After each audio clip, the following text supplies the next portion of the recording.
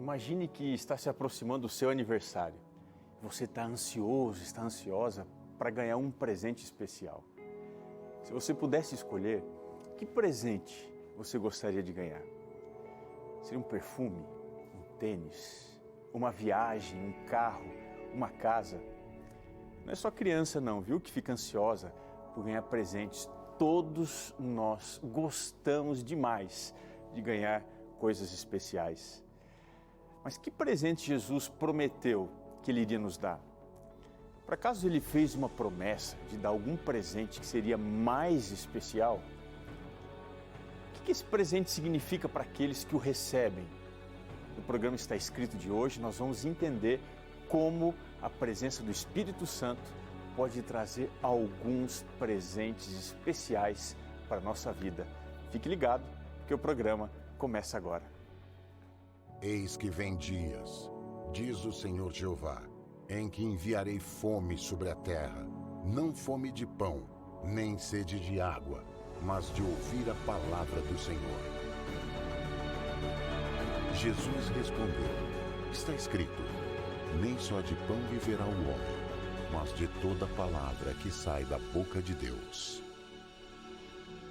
Está escrito, apresentado por Robson Menezes.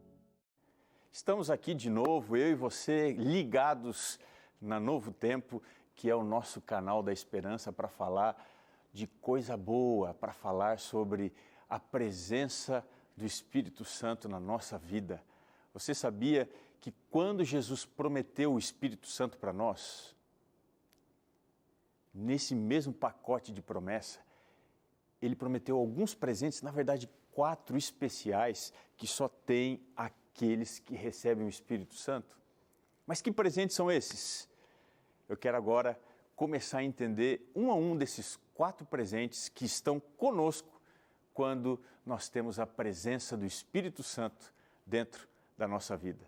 Então venha comigo agora, abra aí a sua Bíblia, Evangelho de João, capítulo 20. Eu quero ir com você a partir do verso 19 para entender um pouquinho mais esses 4 presentes que só o Espírito Santo pode conceder para a nossa vida. Diz assim o texto: ao cair da tarde daquele dia, o primeiro da semana, trancadas as portas da casa onde estavam os discípulos, com medo dos judeus, veio Jesus, pôs-se no meio e disse-lhes, a paz seja convosco. E dizendo isto, lhes mostrou as mãos e também o lado. E alegraram-se, portanto, os discípulos ao verem o Senhor. Disse-lhes, pois, Jesus outra vez, a paz seja convosco. Assim como o Pai me enviou, eu também vos envio. E o verso 22. E havendo dito isto, soprou sobre eles e disse-lhes, recebei o Espírito Santo. O contexto aqui é o contexto da ressurreição de Jesus. E esse é o fato mais extraordinário de todo o Evangelho. Nunca se esqueça disso. Mais importante até do que a sua morte, ou a sua entrega em favor do ser humano na cruz do Calvário, é o seu ressurgimento de vida. Essa é uma cena extraordinária. E pensando sobre essa cena, Paulo escreveu para a igreja de Corinto, dando uma mensagem que é muito linda, e eu queria que você me acompanhasse aqui no texto bíblico. A primeira carta de Paulo aos Coríntios, capítulo 15, o verso 14, ele diz assim, se Cristo não ressuscitou, é vã a nossa pregação e vã a nossa fé. Olha só que interessante. A pregação está baseada na ressurreição de Cristo, ou pelo menos deveria, não apenas na sua morte. Ele avança um pouquinho mais aqui no verso 17, ele diz assim, se Cristo não ressuscitou, é vã a vossa fé. Ainda, diz ele aqui, permaneceis nos vossos pecados. Observe que ele enfatiza aqui que se a ressurreição de Cristo não aconteceu, a nossa fé ela não tem razão de existir. E no verso 19, ele faz aqui uma das sentenças mais lindas sobre esse tema. Ele diz o seguinte: se a nossa esperança em Cristo se limita apenas a esta vida, somos os mais infelizes de todos os homens. Ou seja, a ressurreição de Cristo é a única razão que nos dá condição de continuar acreditando e continuar pregando.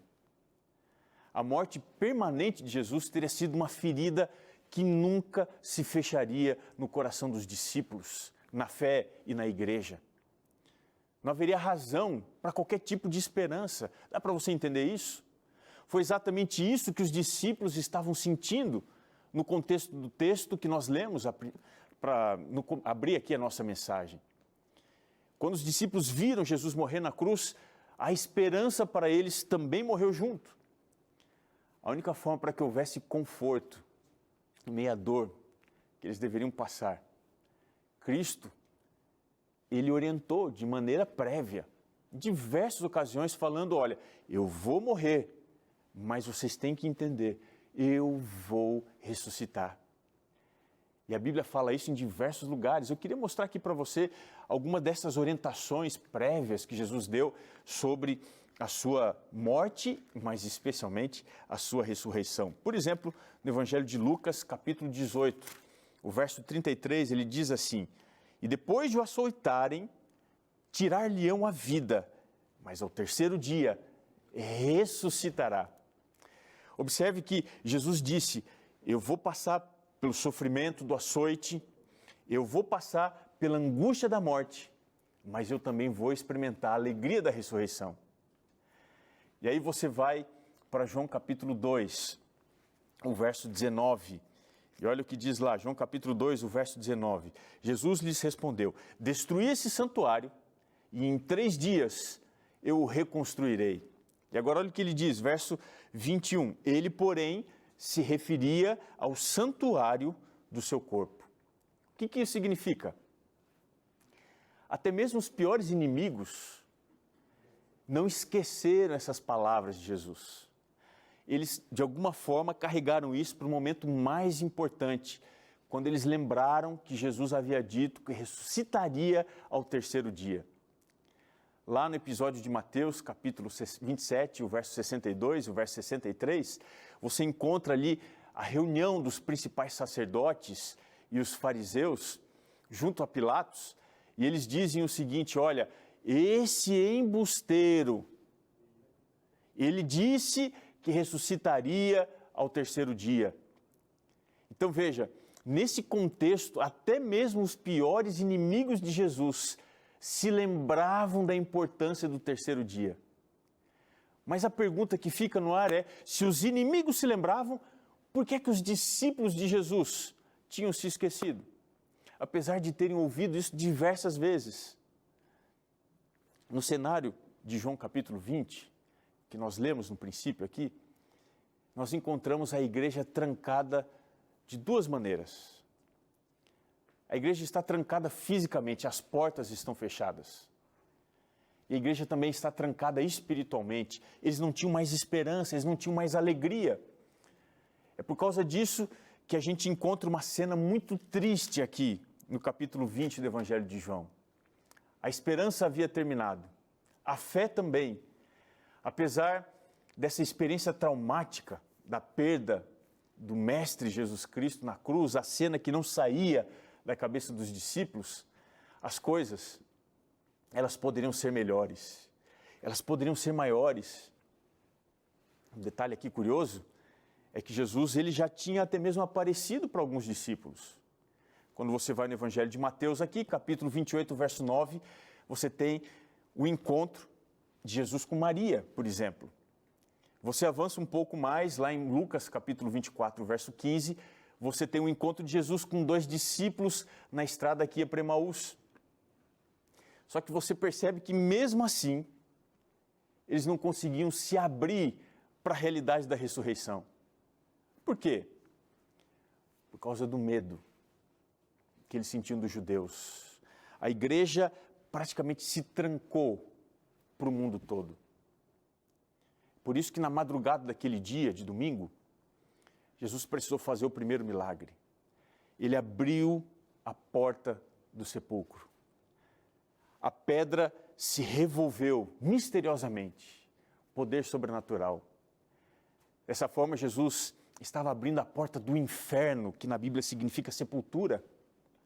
A morte finalmente havia sucumbido diante da fonte da vida.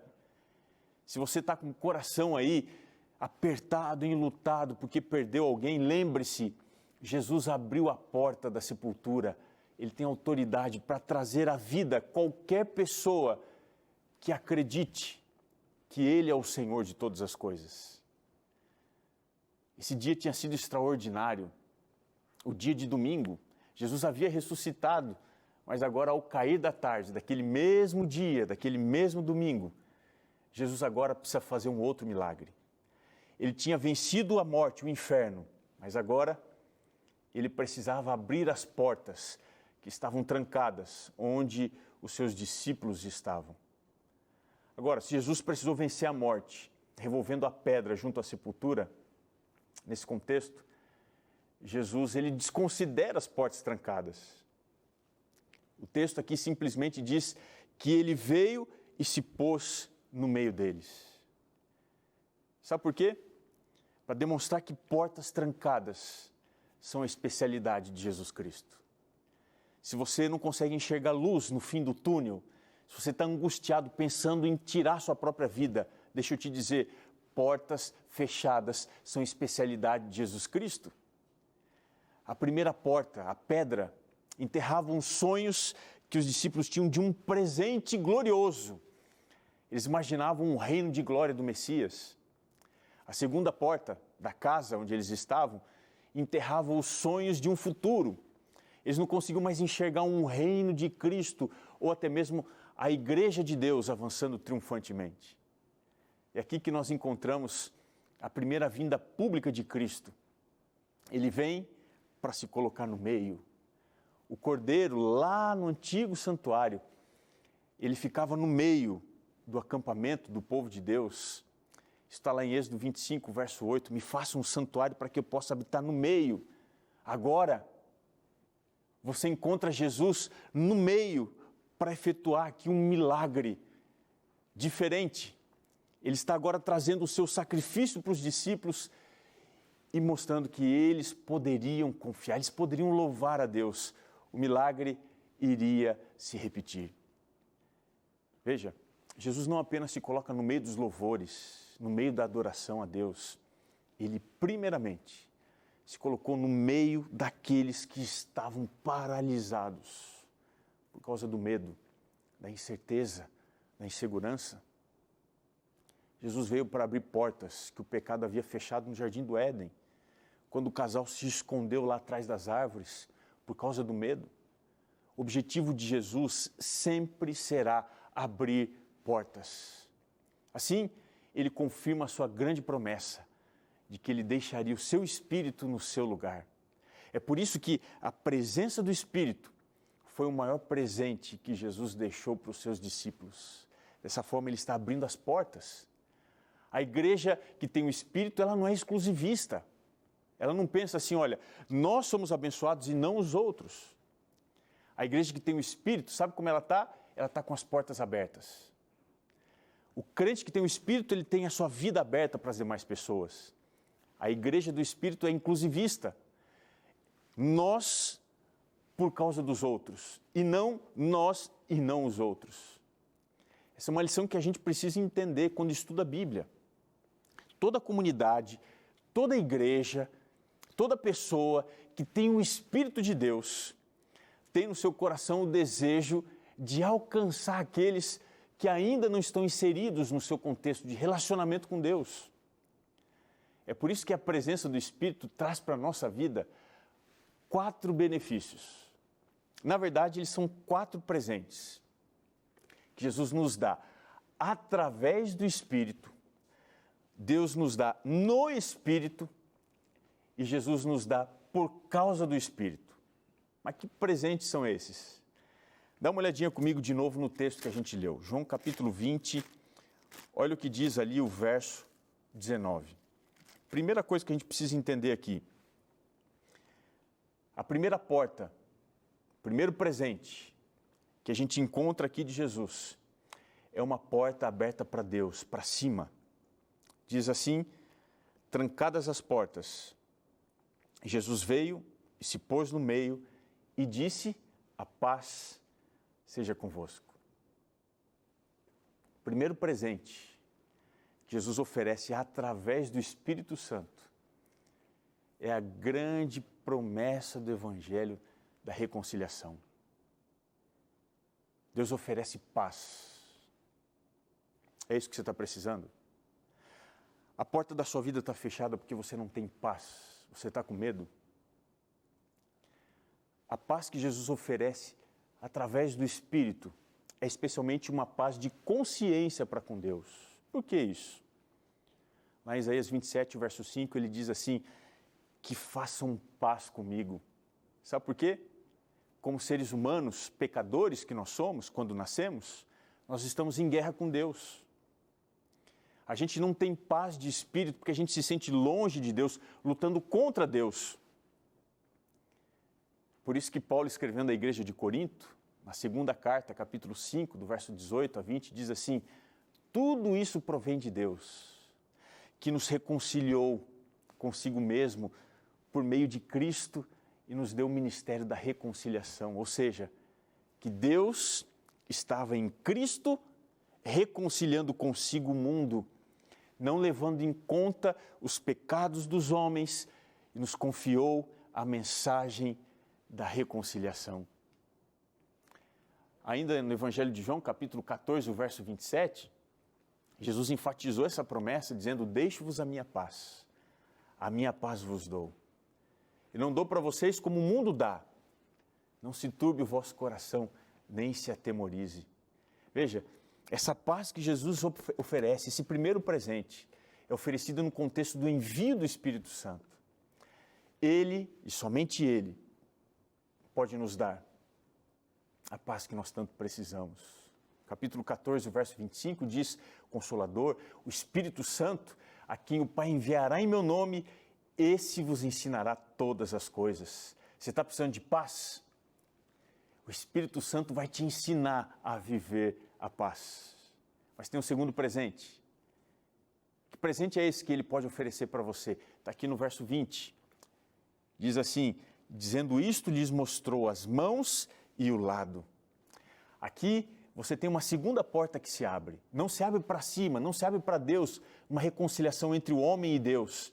O segundo presente de Cristo está relacionado com o preço que é necessário à paz. E que preço é esse? As marcas de Cristo, né, as feridas nas mãos, do lado, elas representam as feridas do perdão. Aqui Jesus está oferecendo o maior substrato da graça, o maior presente, o resumo da graça, que é o perdão, que é a capacidade de transformação da natureza humana. Diante dessa dupla oferta de paz e de perdão, quando você vai ao texto, diz que os discípulos se alegraram. É claro, de fato o que a gente está procurando é paz e perdão. A alegria, assim, ela brota de um coração que está pacificado, está perdoado. A gente não quer guerra com ninguém, com nada. Nada pode abalar alguém que está em paz com Deus. Esse deve ser o seu objetivo. Nada abala alguém que está consciente do seu perdão absoluto. Você tem que perseguir isso. A paz e o perdão. Mas tem um terceiro presente.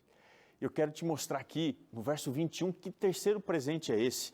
Diz aqui o verso 21, disse-lhes, pois, Jesus outra vez, a paz seja convosco. E agora preste atenção. Assim como o Pai me enviou, olha só, eu também os envio. Antes de Jesus apresentar o terceiro presente, que é o serviço, a missão, Jesus relembra a importância do primeiro, da paz. O que significa? O mais contraditório que possa parecer, no exército de Cristo, um soldado só entra em batalha quando ele experimentou a realidade da paz. Deu para entender isso? No exército de Cristo não existe benefício você estando na reserva. Um combatente, ele só abaixa suas armas quando ele é sucumbido pelas feridas da morte. Ou seja, a gente entra em guerra quando experimenta a paz. O pecado ele não descansa. Assim, o soldado ele não se ausenta da missão.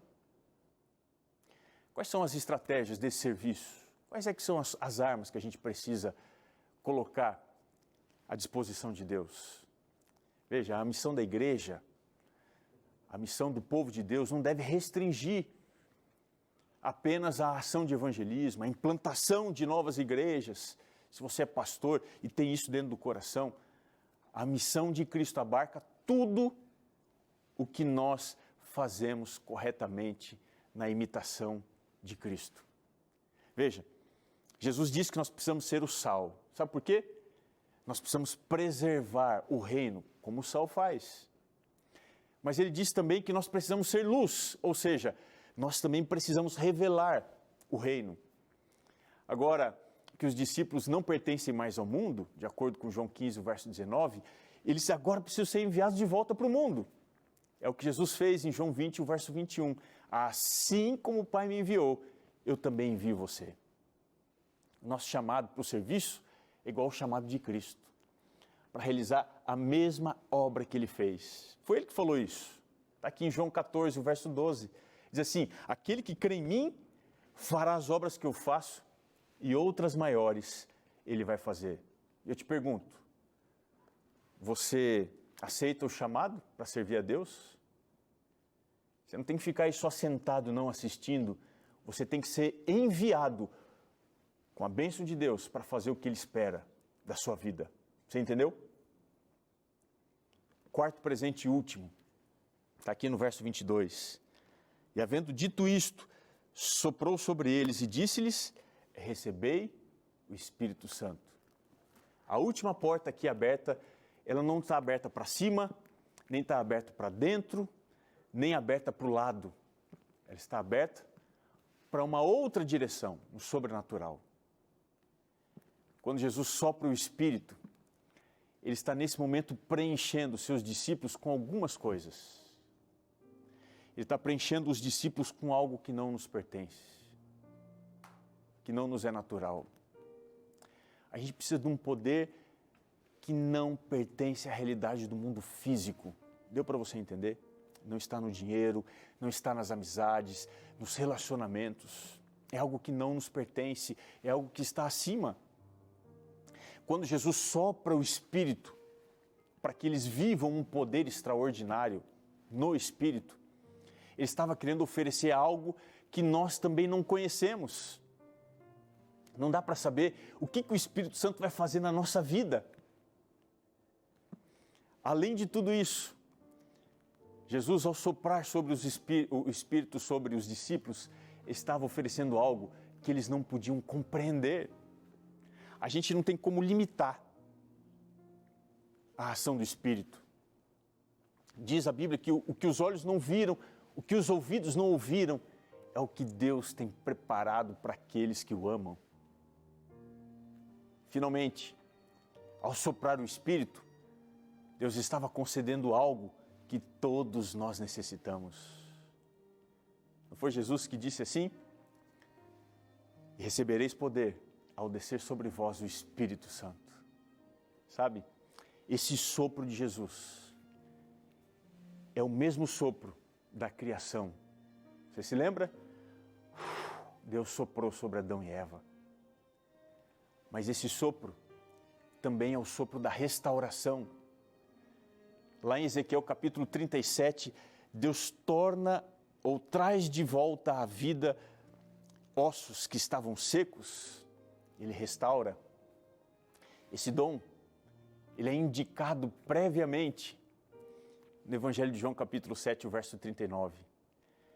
Jesus, ele prometeu o Espírito Santo que haveriam de receber aqueles que nele crescem. Deixa eu te perguntar, você crê em Jesus? Você crê que Ele pode fazer esse milagre hoje, agora, na sua vida? O detalhe mais interessante é que às vezes a gente precisa relembrar algo que já foi oferecido de graça para nós. Algum tempo atrás eu li uma história extraordinária. Um pai sofreu um acidente enquanto estava pedalando, um caminhão atropelou ele. Depois de ter passado por esse trauma, ele perdeu toda a sua memória recente. E foi bem nesse período que a sua esposa engravidou e deu à luz a uma menininha. Aquele homem conseguiu sair da UTI, mas ele ficou com uma sequela. Ele não se lembrava de nada por mais do que o período de um dia. Essa história parece um roteiro de filme, não é? Todos os dias, a esposa precisava relembrar que ele era pai de uma garota linda. Sabe? Deus precisa fazer isso todos os dias na nossa vida. Ele precisa nos fazer lembrar.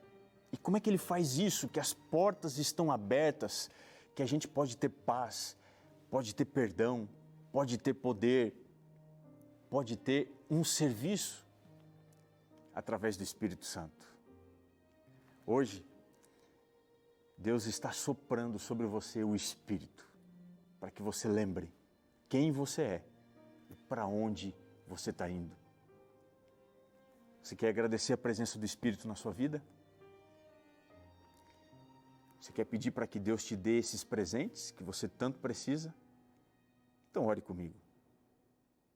Senhor, estamos aqui diante da Tua presença, pedindo pelo Teu Santo Espírito, que Ele nos conceda paz, reconciliação, que Ele nos conceda o perdão, a restauração, que Ele nos conceda o serviço, a nossa disposição em Ti representar, e que Ele nos conceda o poder que nós tanto necessitamos. Nós oramos agora, em nome de Jesus, o nosso Senhor e Salvador. Amém. Que lindo isso, não é mesmo?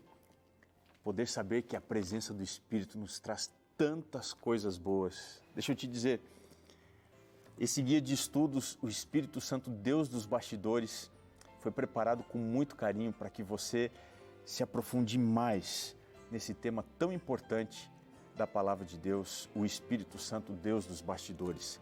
Esse guia vai te ajudar a entender muito sobre esse tema. Você não tem ainda? É só pedir no telefone que está aparecendo aqui embaixo, no WhatsApp, 12 98244 4449. E você vai receber sem custo algum esse guia de estudos para o seu conhecimento. Agora, eu também quero agradecer aqui os nossos queridos anjos da esperança, que sempre, através das suas doações, nos dão condição aqui na Novo Tempo de fazer mais e levar a mensagem àqueles que tanto precisam. Muito obrigado, viu? Você que é anjo e tem acreditado, contribuído para que a Novo Tempo continue fazendo sempre mais, para que Deus seja real, presente na vida de muitas pessoas. Você não é anjo da esperança ainda? Então, olha, entre em contato com esse telefone que está aqui embaixo, 12 21 27 30 30, e também seja um anjo da esperança.